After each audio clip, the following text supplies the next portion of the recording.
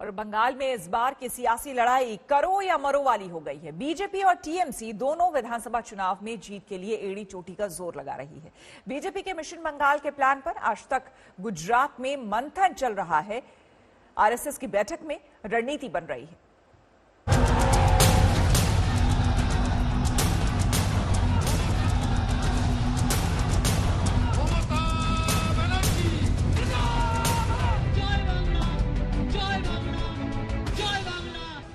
ममता के बंगाल की रंगत अब बदलने लगी है।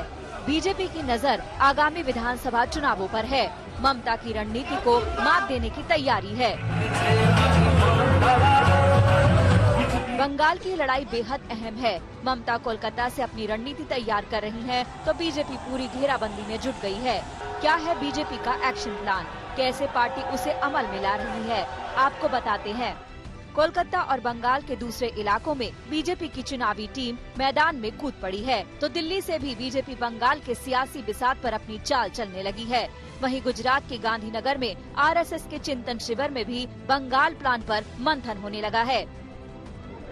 2016 के विधानसभा चुनावों में महज 3 सीटें जीतने वाली बीजेपी इस बार कोई ढिलाई नहीं बरतना चाहती। अपनी लड़ाई को और धार देने के लिए पार्टी ने संगठन का सहारा लेना शुरू कर दिया है। गांधीनगर में चल रहे आरएसएस के मंथन शिविर में कल भी बंगाल फतह की रणनीति पर दिग्गजों ने राय रखी। सूत्रों के मुताबिक बैठक में राय बनी कि बीजेपी को बंगाल में मजबूत करने के लिए गुजरात मॉडल अपनाया जाए।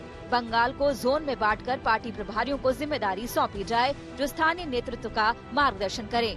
बंगाल के गांव-गांव तक बीजेपी की पहुंच बनाई जाए। बीजेपी कार्यकर्ताओं को बूथ स्तर के माइक्रो मैनेजमेंट के गुर सिखाने के भी प्लान है।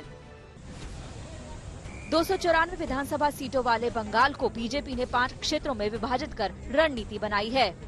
उसे अमल में लाने में आरएसएस की भूमिका बेहद अहम है। आरएसएस की योजना ये भी है कि राम मंदिर निर्माण के लिए बंगाल में अभियान चलाया जाए। इससे एक तीर से 2 निशान साधे जाएंगे। एक और जहां राम मंदिर निर्माण का मुद्दा उठेगा, तो वही दूसरी ओर बंगाल में हिंदुओं को एकजुट करने की कोशिश भी होगी। बीजेपी अपने तरकश के तमाम तीर आजमा रही है। अब संघ भी मैदान में उतर चुका है। वैसे बीजेपी के दिग्गज तो मिशन बंगाल पर पहले से ही एक्शन में है। बंगाल ने हिंसा का लंबा दौर देखा है। बीजेपी प्रभारी कैलाश विजयवर्गीय के रोड शो पर अभी 2 दिन पहले ही जूते चप्पल फेंके गए। 10 दिसंबर को विजयवर्गीय नड्डा के काफिले पर पथराव भी हुए। ऐसे तमाम मसलों को लेकर ममता दीदी की सरकार बीजेपी के निशाने पर रही है। देखिए, भारतीय जनता पार्टी का जैसे जैसे प्रभाव बढ़ रहा है और ममता जी की जैसे जैसे जमीन खिसक रही है, वैसे बौखलाहट में उनके निर्देश पर वहाँ के कार्यकर्ता चारों तरफ हमले कर रहे हैं। पिछले 1 सप्ताह के अंदर हमारे 2 कार्यकर्ताओं की हत्या भी कर दी और कम से कम 15-16 स्थानों पर उन्होंने हमले किए हैं। तो बंगाल अभी जिस स्थिति में है, हम कह सकते हैं कि अराजकता है, वहाँ डेमोक्रेसी नहीं है और तानाशाही है।